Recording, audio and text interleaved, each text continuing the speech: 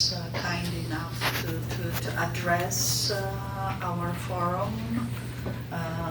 We are minister after a series of panels, so it is our pleasure to meet so experienced diplomats. I was just informed about minister's mission, previous mission to Paris, and now taking over very important office in a very disturbing and difficult time globally. A minister has very strong views on the situation, and also in the region much closer to Europeans. So the full-scale war on Ukraine. But we are able to discuss issues relevant to security, prosperity and development of Indo-Pacific.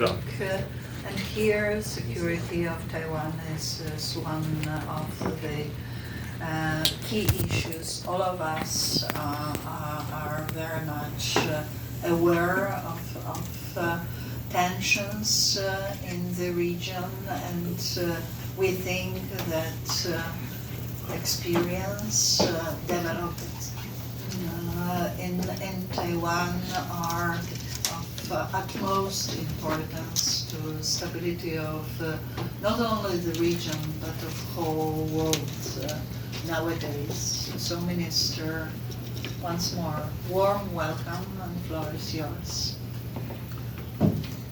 Okay, Minister Anna Fotiga, ladies and gentlemen, good afternoon, and thank you very much, Minister, for your generous introduction. My name is François Wu Zhizhong. I am the newly appointed Deputy Minister of Foreign Affairs of Taiwan.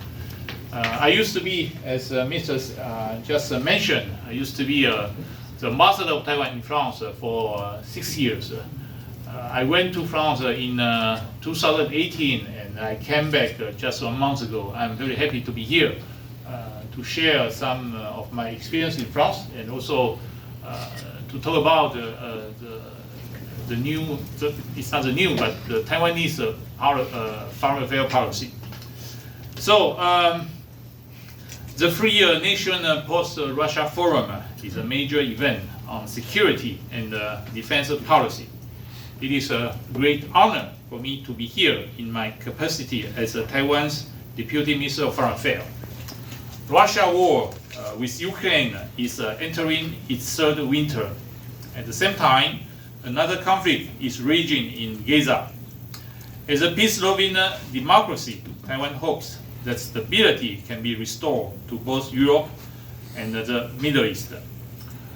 Dialogue like this are crucial, given that they bring together leaders to discuss how we can move toward our common goal of realizing enduring peace. Taiwan stands on the front line of defense of the democratic world. We are determined to uphold our democracy and remain fully committed to collaborative effort to preserve regional peace.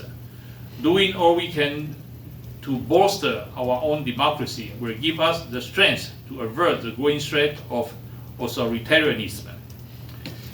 In his inaugural speech in May, President William Lai put forward the 4 pillars of peace action plans. This will see Taiwan strengthening national defense, improving economic resilience, enhancing cooperation with other democratic countries, and promoting stable and principled cross-strait leadership. 赖清德总统讲的就是4大支柱：强化国防力量，加强与民主国家合作，建构经济安全，跟第4点，建立稳定有原则的两岸关系。Before I continue to talk about what we can do together, allow me to share some of my personal observation and also the big challenge in the 21st century. I think the biggest challenge for us, for like-minded countries, for democracy actually in the 21st century is the rise of the Russian nationalism and the Chinese nationalism. These two biggest countries of the world are using the 19th century concept, believing that they can conquer new territory by using force. This is no more what democratic country or the order established in the 20th century believe.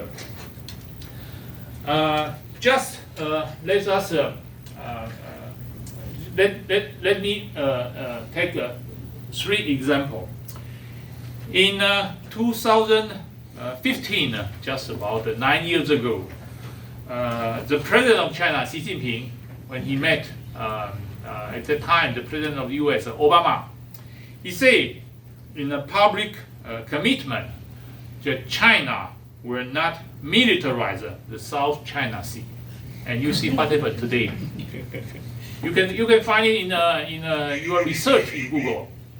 Just 9 years ago, Mr. Xi promised and in a public commitment say he will not militarize the South China Sea. And see now, just look at how many Chinese warships are navigated in South China Sea. Second thing, in May 17, 2015, the same president of China, Xi Jinping, told John Kerry at this time, the Minister of Foreign Affairs of U.S., that the Pacific Ocean is big enough for 2 superpowers, for China and the U.S. So at that time, the president of China, Xi Jinping, just think about the Pacific Ocean. And just last year, the same president of China, again, the same president of China, Mr. Xi Jinping, this time told to Joe Biden, this time he said, the planet Earth, it means the world, is big enough for 2 superpowers, China and the US. So you see how the ambition of China enlarged during the past 10 years. So it is this kind of nationalism, this is become very dangerous for us. And I think we have Japanese here. You certainly believe now the target is Taiwan. The next one will be you. Yeah. So we really need to work together. So we are facing a common problem. In the past, we are talking about the rise of China, but it's not simply the rise of China, but it is the rise of the Chinese nationalism. They tend to conquer new territory. Now it's Taiwan, then the South China Sea, and I think India, the same thing. And maybe the next one will be the Senkaku Island of Japan.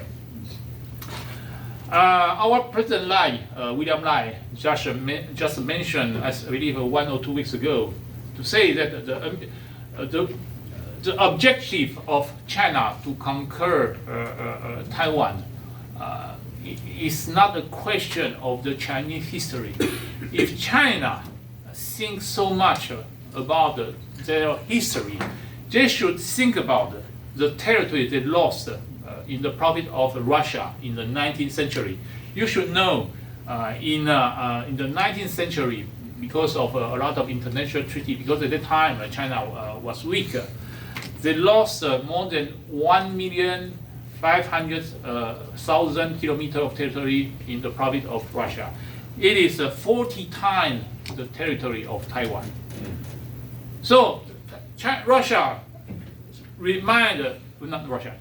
say every time they cannot lose even 1 centimeter of their Chinese territory. So they need to take back Taiwan. It's not the truth. The truth is because I just mentioned, China have an ambition to change the world order established in the 20th century. China has an ambition to dominate the Pacific Ocean. And it becomes a common problem that we need to face together, especially for those like-minded countries.